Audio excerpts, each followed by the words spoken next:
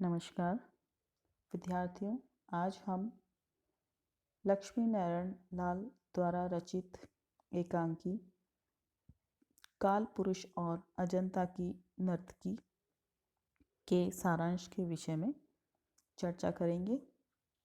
इससे पूर्व हमने लेखक के जीवन परिचय और उनके जो रचनात्मक उद्देश्य है और रचना कर्म है उसके विषय में बातचीत कर ली थी तथा इसके अलावा हमने देखा था कि उनके जो प्रमुख एकांकी संग्रह हैं वो कौन कौन से हैं।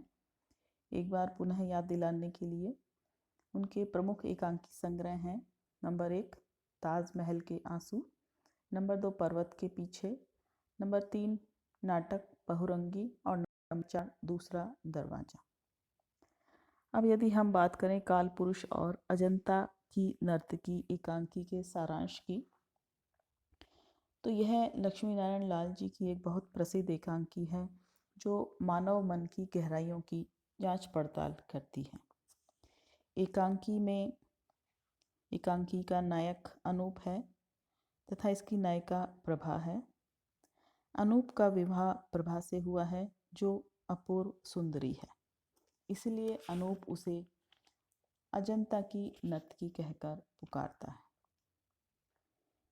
किंतु प्रभा का भी अपना एक विवाह से पूर्व का एक इतिहास, पुराना जीवन रहा है, जिसमें वह अपने एक सहपाठी के साथ, जिसका नाम हजारी लाल था, घर छोड़कर चली गई थी और 3 दिन तक वह अपने उस मित्र हजारी लाल के साथ उस घर में रही थी।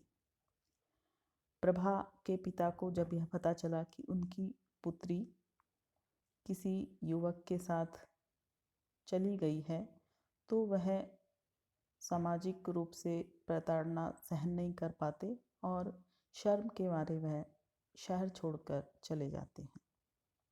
कालांतर में प्रभा का विवाह अनूप के साथ हो जाता है। वह उसकी सुंदरता पर मुग्ध है, पर वह इस रहस्य को जानता है कि प्रभा हजारी लाल के साथ बाहर रही थी। उसके मन में संदेह उत्पन्न होता है, यद्यपि वह उसे अजंता की नर्तकी कहता है। अनूप स्वयं क्लब वगैरह में जाता है, आधुनिक विचारों का युवक है और इन सब गतिविधियों का भी प्रभा को पता है। कुछ दिन पश्चात अनूप के घर एक उसका मित्र आता है जिसका नाम मुनि है और वह उसके घर में ही आकर ठहरता है। अनूप की पत्नी प्रभा को यह अच्छा नहीं लगता कि मुनि उसके घर आए और ठहरे, क्योंकि उसे पता है कि मुनि ही हजारी लाल है और उसे लगता है कि प्रभा को पीड़ा पहुंचाने के लिए ही अनूप ने जानबूझकर उसे यहाँ बुलाया है। वह उसकी परीक्षा लेना चाहता है।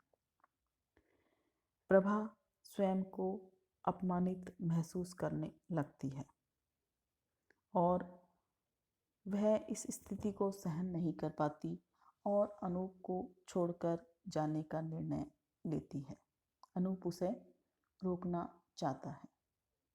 एकांकी में अनूप के कुंठित व्यक्तित्व और प्रभा की पीड़ा की बड़ी सुंदरता से अभिव्यक्ति की गई है।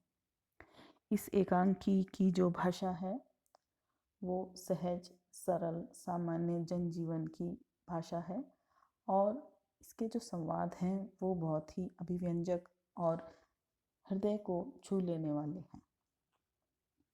तो इस एकांकी में एक तरह से सामाजिक समस्या को अभिव्यक्त किया गया है और इसे लक्ष्मी नारायण लाल ने बड़ी ही सार्थकता के साथ अपनी एकांकी में चित्रित किया है। इस कारण से अपने इस कथानक के कारण उनकी ये एकांकी काफ़ी प्रसिद्ध हुई।